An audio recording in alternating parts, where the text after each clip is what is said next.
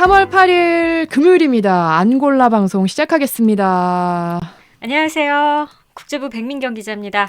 어제에 이어 또 백민경 기자와 함께 하겠습니다. 네. 오늘은 저희가 들고 온 소식이 바로 엘살바도르. 그러니까 엘살바도르잖아요. 엘살바도르. 요즘 유명한 국가잖아요. 그 비트코인 때문에. 그러니까 사실 이제 중미에 있죠. 중미.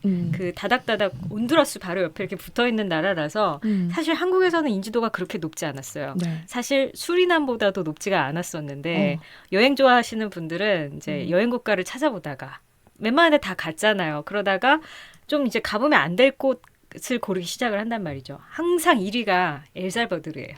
왜요? 너무너무 위험해요. 오. 여기 가면 사람이 맨날 죽습니다. 네네. 그리고 이제 인구가 여기 사실 크기 자체는 그렇게 크지 않습니다. 아까 말씀드렸지만 이제 따닥따닥 붙어 있는 그 중미에 위치를 하고 있는데 크기 자체는 전라도 크기 정도가 되는데 인구가 700만 명이 살아요. 어마어마하게 많은 높은 인구 밀도라고 얘기를 하더라고요. 근데 범죄율이 하루에 살인 건수만 600건 정도. 최다일 때요. 그게 언제 기준인 거예요? 그게 한 2015년 기준. 네네. 그러니까 지금은 2건 정도로까지 줄었다. 획기적으로 많이 줄었죠. 와, 네. 그 덕분이 바로 그 마노두라라는 그 철권 통치 작전 이후에 그 범죄율이 급격하게 줄어든 거잖아요. 맞습니다. 그러니까 아까 설명하셨던 대로 2015년 기준 2015년 기준 그 살인 범죄가 인구 10만 명당 106명에 달했는데 이게 어느 정도냐면 우리나라로 이제 비교해 보자면 우리나라가 2015년 기준 10만 명당 1.9건이었단 말이에요. 사실 2명인 거죠. 그렇게 그렇죠. 되면은. 그러니까 어마어마한 살인 사건이 벌어지고 있다. 이걸로 좀 볼 수 있을 것 같은데 그런데 이 마노두라 작전 이후에 2022년 8건, 10만 명당 8건으로 급감했습니다. 굉장히 많이 줄었죠. 잠깐 이 나라에 대해서 설명을 드리자고 하면 아까 전라도 크기라고 말씀을 드렸는데 산지가 굉장히 많아요. 그래서 산지가 굉장히 많고 그렇다 보니까 농사를 짓기가 그렇게 이제 쉬운 곳들은 아닌데 여기도 빈익빈 부익부가 굉장히 심해서 한 인구 2% 정도가 거의 모든 부를 독점을 하고 있다고 합니다. 그래서 그러면 이제 식량을 심어서 이 많은 인구들을 먹여 살려야 되는데 사실 그렇게 안 하겠죠. 이 부자들은 여기다가 커피를 심습니다. 예, 엘살바도르가 커피로 유명한데 커피를 수출해서 이게 돈이 되기 때문에 사실 여기 커피는 있어도 식량은 굉장히 부족하다라는 얘기가 나옵니다. 그러다 보니까 자급자족을 할 수 없는 곳이고 그러면 이 많은 인구가 도대체 뭘 해서 먹고 살겠습니까? 몰라 이거 먹고 살아요? 결국에는 그래서 범죄에 손을 대게 됩니다. 대부분 여기가 이제 콜롬비아나 페루 쪽이랑 그렇게 멀지는 않기 때문에 코카인 같은 거, 마약을 만들어서 결국에는 만들거나 아니면 유통을 하는 그런 상권 안에 들어가게 되는 거죠. 그러다 보니까 또 아시다시피 이제 1970년대, 80년대에 굉장히 오랜 내전이 있었는데 그때 다 뭐 오늘도 계속 얘기를 하겠지만 지금 있는 갱단들은 사실 고시대에 태어났을 거잖아요. 어릴 때부터 사람이 죽는 모습, 때리는 모습, 폭력, 살해하는 모습 어릴 때부터 봐왔기 때문에 폭력에 굉장히 익숙하고 노출되어 있는, 상당히 노출되어 있는 그런 국가라고 합니다. 저희 백민경 기자가 이 엘살바도르에 대해서 이 어떤 나라인지 간략하게 이제 설명을 해주셨는데요. 그렇게 치안의 불안, 만성적인 치안 불안으로 시달렸던 엘살바도르가 이 마노두라라는 철권 통치 작전 이후에 치안이 좀 안정되기 시작됐습니다. 이 마노두라가 뭐냐면 일단 범죄자라고 의심이 된다? 그럼 잡고 보는 거예요. 뭐 증거가 좀 부족해? 그래도 경찰이 체포가 가능하도록 대통령이 그 권한을 열어줬습니다. 그래서 어느 정도로 잡아들였냐면 성인 인구의 2%인 약 7만여 명이 교도소에 수감이 됐다고 해요. 맞습니다. 아까 전에도 이제 인구가 700만 명, 한 689만인가? 좀 그 정도 됐는데 그 중에 성인 인구로 따지면 이제 7만 명 정도 되는 건데 인구의 1%가 감옥에 가 있는 국가 이렇게 표현을 하더라고요. 성인으로 따지면 이제 아이들 빼고 성인으로 따지면 2%가 지금 감옥 안에 있는 상황이죠. 앞으로 이제 조금 이따가 박 선배가 이 대통령에 대해서 설명을 해주시겠지만 대대적인 갱단과의 전쟁 그리고 항상 비상사태 그러면은 뭐 자유로운 통행 이런 거 다 불가능한 거죠. 무조건 저 범죄 조직을 때려잡는 거에 국가의 모든 공권력이 동원이 되게 됩니다. 그렇게 해서 때려잡았더니 2022년 12월 6일에는 엘살바도르 사상 최초로 네. 살인 사건이 한 건도 없는 어머. 이런 날을 이제 국가 대통령이 나이브 부켈레 대통령 앞으로 얘기를 해주시겠지만 트위터에 올리면서 축하했어요. 우리 오늘 한 번도 살인 사건이 어머. 안 났어 막 신나서 자축을 하는 그런 일까지 있었습니다. 얼마나 만성적인 치안 불안에 시달렸는지 볼 수 있는, 그리고 얼마나 획기적으로 나라가 바뀌었는지 볼 수 있는 장면이라고 할 수 있겠네요. 그렇습니다. 네. 그러니까 이렇게 많이들 교도소에 수감을 되다 보니까 교도소가 부족해지잖아요. 그래서 새로 만든 게 세코트라는 교도소입니다. 예, 이 이 세코트 COT로 쓰는데 이 T가 끝에가 테러리즘입니다. 아예 이 갱단을 테러로 딱 정해놓고 국가가 이 테러를 이번에 없애겠다 이런 목표를 가지고 만든 시설인데 영상을 봤는데요. 엄청나게 커요. 보고 계시는 게 이 세코트의 위치인데요. 이 세코트가 어디에 있냐면 수도 산살바도르에서 70km 떨어진 테콜루카에 위치해 있습니다. 그러니까 서울로 치면은 서울에서 경기도 평택 정도? 경기도 안성 정도에 있다라고 좀 볼 수 있을 것 같은데요. 규모가 어느 정도냐면 여의도 면적의 절반 크기입니다. 어마어마한 거죠. 어마어마한 크기죠. 예전에 가장 이제 엘살바도르의 치안 문제가 가장 컸던 게 범죄자를 잡아도 수용시설이 없어서 금방 놔줘야 되는, 그러면 사실 교정시설이 의미가 없겠죠. 그냥 나 들어갔다 나오면 돼 라고 생각하는 범죄자들이 많을 거잖아요. 그래서 아예 이 수용소를 만들 때는 거의 나갈 생각을 하지 못할 정도로 넓고 크고 또 무지막지하게 만들었습니다.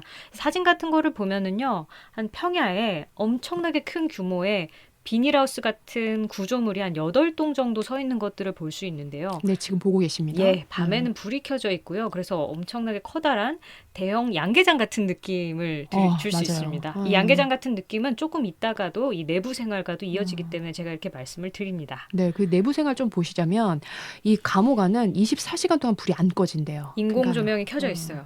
낮에는 자연채광 같은 것들이 들어오긴 하지만 계속 불이 켜져 있어요. 밤에도 똑같이 불이 켜져 있어요.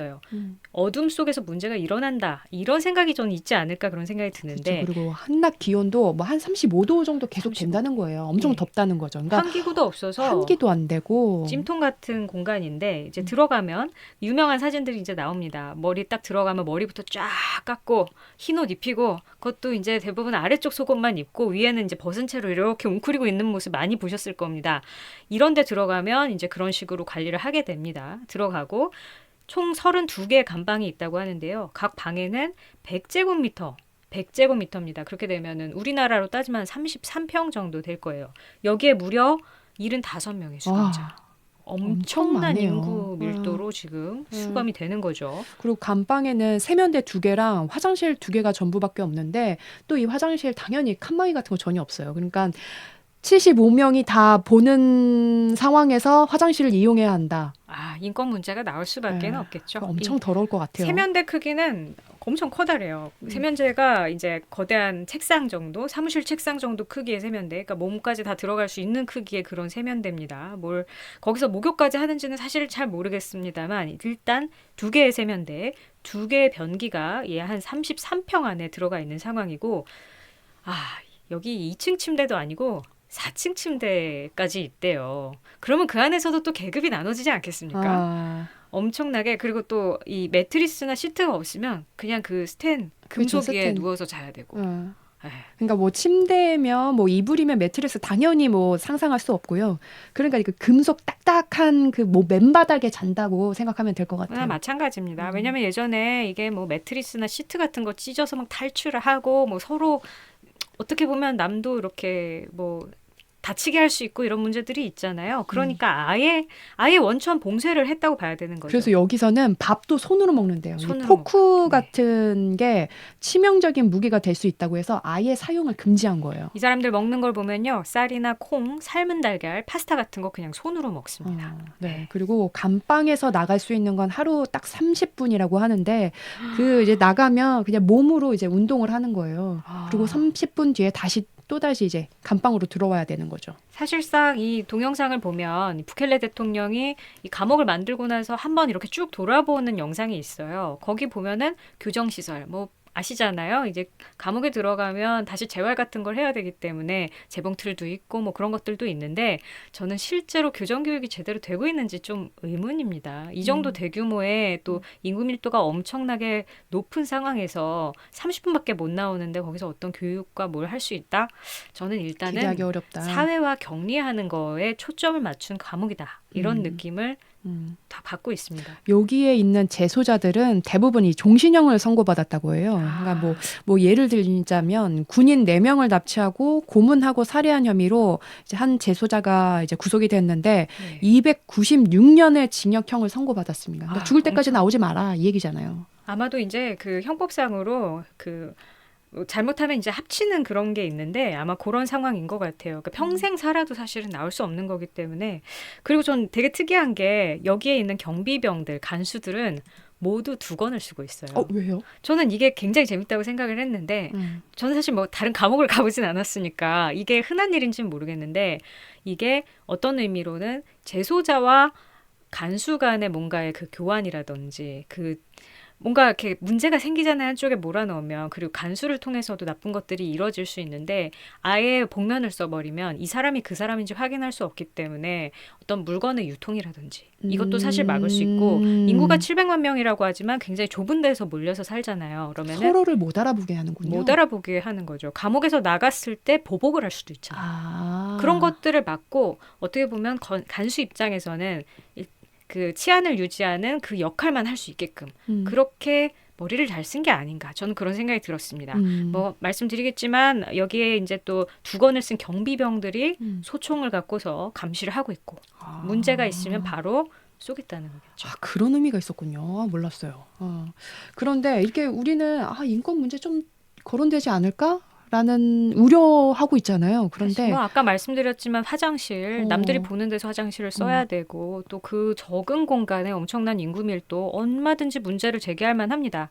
그런데 이제 아예 부켈레 대통령은 그런 인권 침해 지적 엄청 많을 거 아니에요. 맨날 유엔에서 뭐라고 하고 할 텐데 인권 단체는 그 더러운 쥐 범죄자를 이렇게 부르는 거죠. 좋은 대우를 요구하기 위해 나서고 있다. 그냥 한마디로 딱 잘라버리고 난 듣지 않겠다. 지금 이렇게 강하게 나가고 있습니다. 이 부켈레의 이 초강력 범죄 소탕 작전이 엘살바도르 국민들로부터 엄청난 지지를 받고 있다라는 거예요. 그래서 이제 지난달에 부켈레 대통령이 재선에 성공했습니다. 이 지지율 보면요, 80% 이상을 받았어요. 어마어마한 지지를 받고 있다고 볼 수 있는 거죠. 사실 물론 약간 거의 이제 독재 같은 분위기로 가고 있기 때문에 수치에 약간의 마사지가 있을 수도 있다라는 생각은 하지만 다만 이 지난해 살인 건수를 보면은 154건. 2022년에 한 해 동안입니다. 2022년에는 그러니까 하루에 499건. 살인 사건이 지금 확 줄어서 하루에 아까 600건까지 올라갔었다 그랬잖아요. 근데 600건이라고 하면 정부가 다 집계할 수 있었을까요? 그쵸. 분명히 실종도 있을 거고 암수 범죄가 있을 텐데 600건을 상회했던 숫자들이 1년에 원래 2022년에 495건, 그 다음에 2023년에 154건, 4분의 1 토막이 났다고 한다면 저는 말 안 듣고 이렇게 해야겠다. 이런 생각을 갖고 있지 않을까 저는 그런 생각이 듭니다. 그래서 이 부켈레 그 세코트 이제 비난도 많이 받고 있지만 비판과 비난을 많이 받고 있지만 이 세코트는 사실 부켈레가 그 자신의 치적이라고 홍보하는 그 정책 중에 하나거든요. 그래서 이제 부켈레는 자신의 소셜 미디어에 죄소자들의 이제 벌거벗은 사진을 수시로 공개를 해요. 이만큼 우리가 강도 높은 치안 정책을 쓰고 있다라고 이제 보여주는 과시하는 거죠. 그래서 그 뭐 시민단체들이 뭐 인권단체들이 비판을 하면 바로 이제 그 트위터에 링크를 해서 그러니까 X에 바로 리트윗을 해서 원래 엘살바도르가 강도 높은 그러니까 세계에서 가장 높은 살인 사건이 벌어진 이 엘살바도르가 이제는 중남미에서 가장 안전한 나라로 탈바꿈했다면서 이 자신의 치적을 이제 홍보하고 있는 정도고요. 잠깐 근데 우리 이 대통령에 대해서 한번 얘기를 해봐야 될 것 같아요. 네, 나이가 1931년생이고 43살입니다. 이제 81년생이요? 81년생. 그래서 닭띠입니다. 다들 MZ 대통령 이렇게 얘기를 하는 거군요. 그리고 이분의 이 패션 스타일을 보니까 이분이 좀 특이한 게 이 공개 행사장에서 공개 석상에서 정장 대신 이렇게 보면 랄프 로렌 에다가 이제 랄프 로렌 모자를 즐겨 쓰더라고요. 약간의 그럼 스마트 캐주얼이라고 할 수 있을까요? 이제 요즘 최근 유행 중에 이 올드머니 룩을 좋아하는 거 아니냐 뭐 이런 좀 생각도 들더라고요. 실제로 그래서 이 교도소를 돌아보는데도 보면 셔츠에다 그냥 바지, 청바지 딱 입고 저는 그래서 처음에 대통령인가 했는데 얼굴을 보니까 맞는 거예요. 근데 정말 아까도 트위터에다가 계속 이렇게 공유를 한다고 하지만 이만한 성공적인 캠페인이 어디 있을까요? 정치인 입장에서는. 그렇죠. 이 부켈레는 엘살바도르 정가에서는 사실 이단아로 꼽히는 정치인이었습니다. 이 팔레스타인계 이민자 출신 조부모 아래서 컸고요. 광고 회사를 운영하다가 2015년부터 4년 동안 이 산살바도르 시장을 지내며 이름을 알리기 시작했습니다. 1919년 38살의 나이로 이 미니 정당 국민통합대연맹 후보로 대선 후보에 출마를 했고 젊고 파격적인 지도자 이미지를 내세워서 거대 양당 후보를 누르고 깜짝 당선에 이르게 됩니다. 그래서 이제 당선 이후에 범죄와의 전쟁을 선포를 했고요. 이 만성적인 치안 불안에 시달렸던 국민들에게는 이 부켈레 대통령이 정의의 사도로서 각인이 됐어요. 그래서 부켈레 스스로가 자신을 세상에서 가장 멋진 독재자라고 소개할 정도로 이 국민들의 지지율에 상당한 자신감을 갖고 있습니다. 가장 멋진 독재자요. 참, 네. 여러 가지 생각이 들긴 합니다만, 뭐 확실히 이렇게 범죄율이 높다고 하면 또 그런 강력한 지도자가 나와주기를 바라기도 할 것 같습니다. 뭐 잠깐 봤지만 2015년 정도에만 해도 누가 이제 거기도 한국인들이 살고 있거든요. 쓴 거 내용들을 봤는데 항상 이렇게 집에서 멀지 않은 곳에서 항상 시체가 있고 그런 식으로 치안이 굉장히 나쁘고 아무도 대중교통 타지 않는데요. 자동차 구매율이 엄청나게 높았대요. 왜냐하면 개인차를 타면 덜 위험하다라는 생각을 갖고 있었던 거예요. 그래서 1km 정도 되는 거리를 가는데 항상 10분, 20분. 엄청난 교통체증이 있고 대중교통은 이제 빨간색 버스가 있는데 타면 거의 뭐 반 정도는 죽는다. 이런 생각을 가지고 하니까 끔찍하긴 사실 하네요. 그러면 국민들이 도대체 어떻게 이동을 하며 무슨 경제활동을 영위할 수가 있겠어요. 그런 상황에서 이제는 저녁에도 나다닐 수 있다. 저는 이런 말이 굉장히 신기하거든요. 우린 한국에 사니까. 그렇죠. 네. 그리고 잠깐 설명드리고 싶은데요. 여기에 어마어마하게 악명이 높은 갱단이 한 여러 곳이 있는데 딱 일단 2개만 소개를 해드릴게요. 일단 마라 살바트루차. 이게 몸에 아까 사진 보셨지만 대부분 머리를 밀고 하면 온몸에 있는 그 문신이 드러납니다. 문신이 어마어마 많은데요. 이쪽 갱단들은 어떤 거냐면 민간인들을 겁박하고 공포감을 줘야 되니까 온몸에다 문신을 한답니다. 특히 이제 유명한 게 뭐 이제 이마에다가 이렇게 뿔 모양이 있는 거.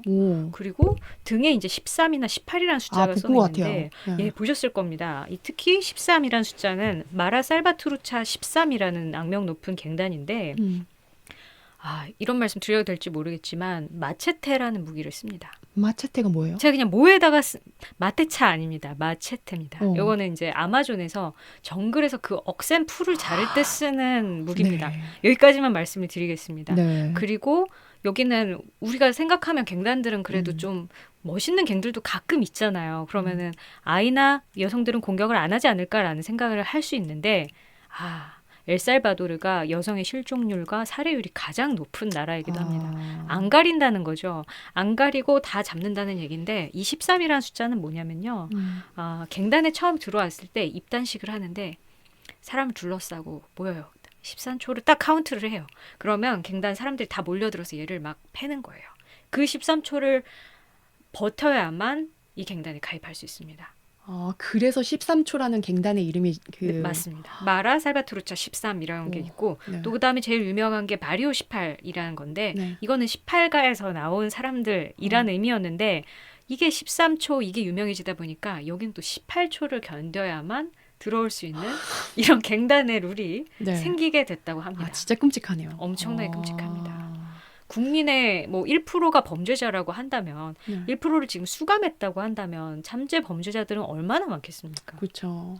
한 달이 건너서 다 범죄자라고 한다면 정말 약하고 그런 국민들은 도대체 어떻게 살아갈 수 있겠어요? 이렇게 강력한 척결을 의지를 나타내면서 이제 부켈레 대통령이 밀어붙인 거네요. 이 상황을 이 불안한 치안을 해결할 수 있는 방안은 이것밖에 없다라고 판단을 하고 아무래도 이렇게 강력한 치안 정책을 밀어붙인 것 같은데 네. 그래서 부켈리스모라는 부켈레주의라는 신조어까지 만들어내면서 부켈리스모. 네, 네. 이웃 나라로까지 이 정책이 확산이 됐습니다. 이게 사실 너무 좋은 정치 캠페인이잖아요. 그리고 범죄율이 뚝 떨어지잖아요. 지금 선진국 수준까지는 아니라고 하더라도 이 엘살바도르의 살인율만 따진다면 상당히 많이 줄어들었잖아요. 다른 나라에서 벤치마킹을 하기 시작을 합니다. 특히 대부분 범죄율이 높은 중남미 국가들인데요. 그다음에 파라과이. 파라과이는 아르헨티나랑 브라질 사이에 있는 국가인데요.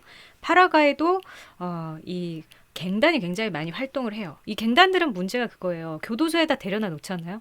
거기서 또 패를 갈라서 싸워요.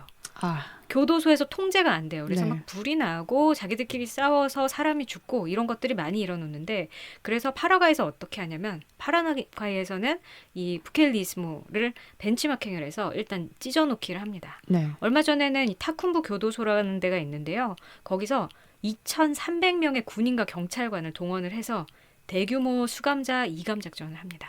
하나를 또 세워가지고 이제 나눠 놓는데 다른 교도소로 이제 이 다른 갱들을 분산을 해야지 서로 싸울 수가 없잖아요. 이게 왜 이렇게 됐냐면요. 타쿤부 교도소에 거대 마약 밀매 조직 로텔라 클란의 수괴가 잡혔어요. 그러니까 이제 머리가 들어왔으니까 그 네네. 아래를 쫙 줄을 서겠죠. 예. 그러면 자기 편이 아닌 사람들과 막 싸우겠죠. 네. 이런 것들이 계속해서 일어나니까 이걸 찢어놓는 겁니다. 그래서 여기에도 마찬가지로 이 우리가 많이 봤던 반바지만 입은 수감자들이 땅바닥에 촘촘하게 앉아서 이감 차량 기다리는 모습이 담긴 사진과 동영상이 공개가 됐습니다. 근데 이 사진을 공개하는 게 예. 그냥 뭐 일반인들이 아니라 대통령이고 장관이고 그런 거잖아요. 그러니까 사실은 그렇죠. 국가에서 우리가 이만큼 열심히 하고 있다. 그러니까 안심하고 살아도 좋다. 이런 취지로 공개를 하는 거겠죠. 근데 요 이감 과정 중에서도 이 과정만에서도 경찰 1명을 포함해서 최소 15명이 사망했어요. 옮기는 것조차 쉽지가 않은 그쵸. 일인 거예요. 이감 자체가. 또 에콰도르는 어떻게 하고 있냐면요. 에콰도르 잘 아실 텐데 이제 적도 위치에 있는 데입니다. 우리가 말하고 있는 엘살바도르보다는 조금 더 남쪽에 있는 국가인데요.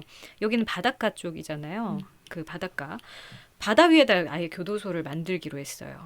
그래서 선상교도소 운영을 검토를 하고 있는데 밖으로 나가지 말라는 거네요. 그러니까. 나가지 말라는 거죠. 너 나가려면 예. 수영해야 돼. 이거네요. 수영해야 되는데 그게 1, 2km 떨어진 데가 아니잖아요. 그렇죠. 사실상은 못 나오는 거죠. 그래서 우리가 옛날에 보는 무슨 영화처럼 이렇게 바다 위에다가 바지선 같은 거 설치를 해서 수감시설을 거기다 올리고 네. 해상에서 수감자를 관리하는 거죠. 여기는 또 왜 이러냐면 콜롬비아랑 페루 사이에 있는데 여기 양쪽이 다 코카인 생산국이잖아요. 그래서 네. 그 에콰도르가 그 사이에 있기 때문에 계속 잡아놓는데 수감시설이 이미 포화 상태에 이른 거예요. 그러다 보니까 새로 세워야 되는데 어디다 세울까? 국토도 작고 도망도 못 나오는 바다 위로 갑시다. 지금 이렇게 하고 있죠. 그래서 계속해서 뭐 그 안에서도 유혈 사태가 속출을 하고 있는데 무려 430만 명이 죽기도 하는 그런 사고도 일어나고 있습니다. 마지막으로 온두라스까지만 설명을 드릴 건데요. 범죄 전문가신 것 같습니다. 백민경 기자. 왜 이렇게 국가가 많은 거예요? 그때 온두라스는 엘살바도르 바로 옆에 있는 국가예요. 예전에 축구 전쟁이 나서 사람 굉장히 많이 죽었던 국가이기도 한데 여기 또 범죄는 남녀가 없습니다. 여성 교도소가 있는데요. 네. 지난 6월에 작년이죠. 갱단 간의 분쟁으로 촉발된 폭동으로 인해서 무려 40명이 죽었습니다. 근데 여기서 네. 사망한 사람은 41명.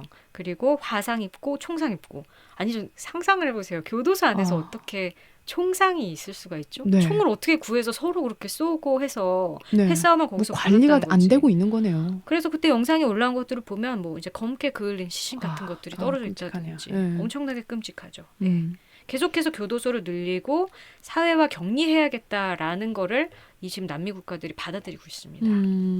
그래서 이제 얼마 전에 아르헨티나에서 또 이제 괴한들이 교도소 버스 2대를 공격을 했는데 이것도 뭐 관련 있는 거 아니야? 그래서 이제 아르헨티나에서 그 교도소 안을 아르헨티나 경찰관이 교도소 안을 수색을 했단 말이에요.